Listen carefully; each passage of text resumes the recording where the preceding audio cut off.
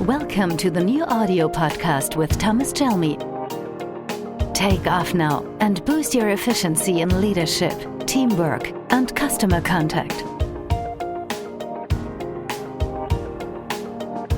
Today's topic is stress reduction through conscious steering of attention. Do you ever feel stressed? Are you ever in a bad mood and get the impression that everything's going down the drain and running badly? And are you stressed by that kind of thinking? Well, I would like to give you a few ideas on how you can make a positive difference in this regard. We're talking about stress and how stress is directly related to to where you put your attention, to your thinking, but mostly to where you focus your attention or what you focus your attention on. So basically, stress is a very healthy reaction of your body to a potential threat. Because for reacting to a potential threat, you can either fight or flight, you can attack or you can run away.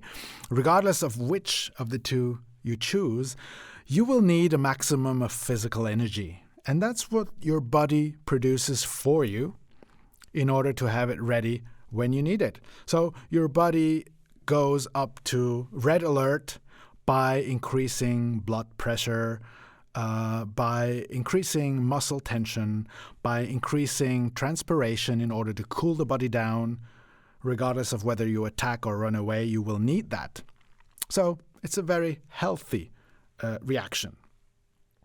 Now, if we look at what causes this stress reaction, there are, of course, often external impulses or external situations which will cause this kind of reaction. And what I would like to highlight is that it is actually not the external circumstances or situations that actually cause stress, but our own judgment and the importance that we give to these situations.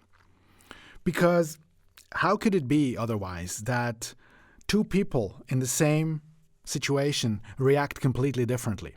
So for the one guy, it's a complete catastrophe. And for the other person, it's a challenge. And let's see what we can do. How else could it be that we ourselves react differently in similar situations? Let me give you an example. Imagine that you are driving home through dense evening traffic. And then there's this guy cutting you off with his car. And you get angry, you get mad, and you would like to get off the car and explain the traffic rules to this guy. And the next day, you drive home after work through dense evening traffic, very similar situation, and then there's this guy cutting you off, trying to get in front of you, and you take the foot off the gas, you create a gap and give him a clear sign that you will let him in.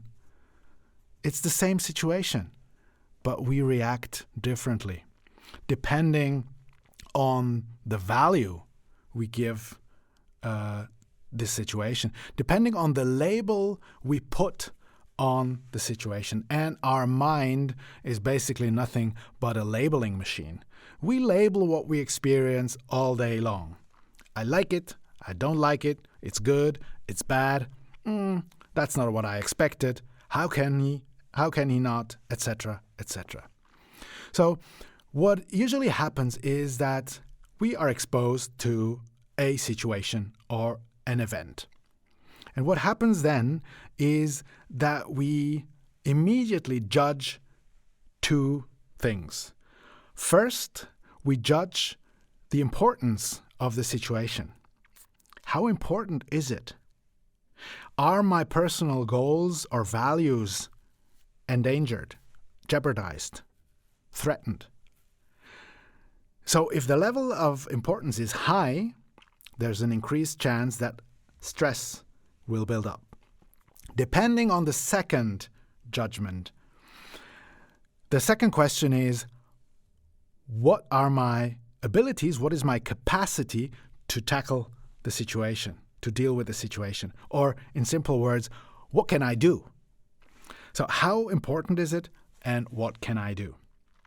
Let me give you an example.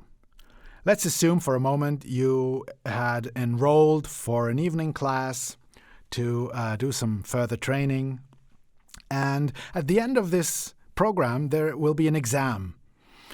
The first validation of the situation, of the meaning and of the importance is very high. So this exam has a very high importance for you.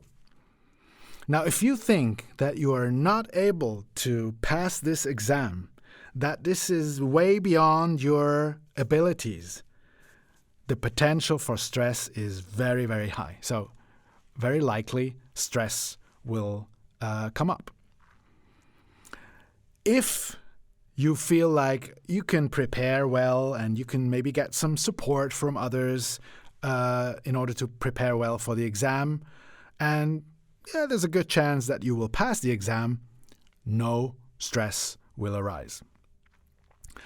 As opposed to this, if you do not give any importance to the exam at all, no stress will arise, regardless of whether you feel like you can pass the exam or not. Because the exam itself, so the first judgment, the first validation, means I don't really care about the exam. Maybe you just enrolled for the knowledge that you can gather and the competencies that you can develop, but the exam itself is not really important, so you won't feel stressed about the situation. So, in other words, we create our own reality by the way we think about reality. And it's not the things themselves or the situations that cause stress or that make us feel bad. It's our opinions that we create, the stories we tell ourselves about what we experience. It's like our life is a documentary, and we constantly create comments about what we see and what we experience. And these comments are the decisive factor that cause stress, that will cause bad feelings, bad emotions, or unfavorable emotions, and will make us feel bad. Another aspect in all of this is that our perception has a slight distortion towards the negative. We could say that we are not necessarily realistic in our perception, but instead, everything that we consider negative, everything that we label negative, gets a lot more attention. It's like a magnet for our attention. That's where it naturally goes. And in addition to that, it's also like a magnifying glass. So anything that we consider negative does not only attract our attention, but also comes or seems to be much, much bigger than it actually is. Much bigger, much more important. And there's an Asian saying that goes, a falling tree makes a lot more noise than a whole growing forest, which actually describes it pretty well. The falling tree is that one customer that is complaining and gets all the attention, while 25 other customers are happy and satisfied, but they don't necessarily scream at you. There's this one employee that currently doesn't perform, that gets all the attention, while the rest of the team is really performing greatly. So this negative bias, as it's called, has its origin in our evolution. Our ancestors who went out hunting every day, they had to calibrate their radar towards the negative. They had to pay attention to anything that could mean a potential threat to their lives. So it's very natural, it's very human, although it doesn't always serve our needs or our need to be happy, and to be in a positive and constructive state. So the good news is that we can use our Homo sapiens brain to consciously steer our attention. Because you can think of our attention as like being the light beam of a torch, of a flashlight. Where you shed your light, that's what you see, that's what you perceive. If you put your lights of attention to problems, problems is what you will see.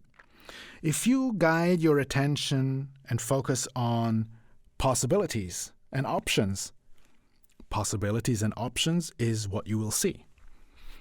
So, what I'm saying here is not put your attention away from the negative and put it on the positive.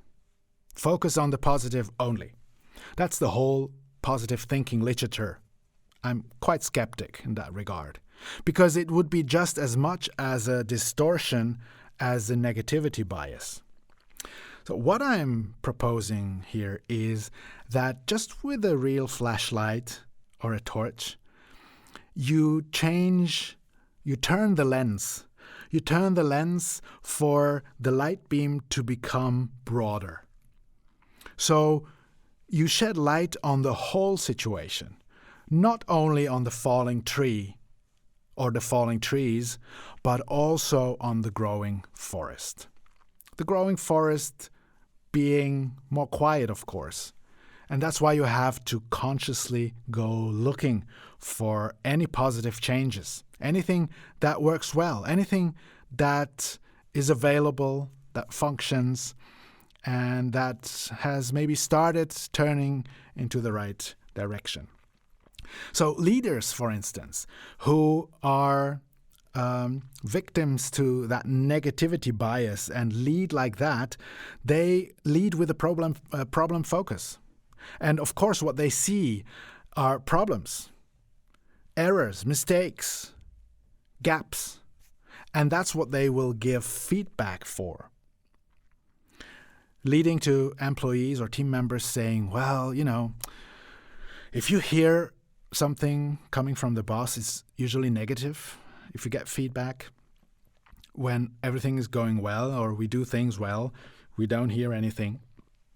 That's the reason why. So if you are a leader, try to expand your focus of attention also to the growing forest. Try to notice when people are doing things well and give them recognition, give them positive feedback. So whenever you can, make yourself aware of the fact that there is always also a growing forest. My wish for you is that this impulse will help you increase your personal effectiveness. Yours, Thomas Gelmi.